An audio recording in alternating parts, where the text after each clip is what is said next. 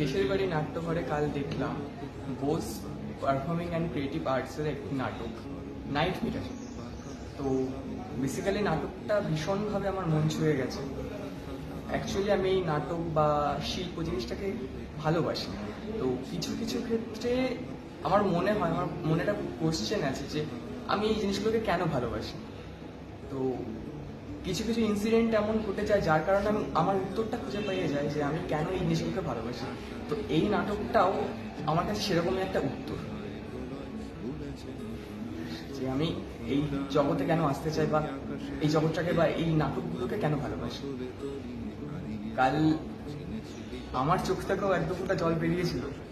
মানে পাথরটা সরিয়ে দিতে পারে এমন একটা নাটক, নদীর খরস্রোতার মধ্যে থেকে পাথর সরিয়ে দিতে পারে এমন একটা নাটক ছিল কালকের নাটকটা। ভীষণ ভালো লেগেছে কালকের নাটক।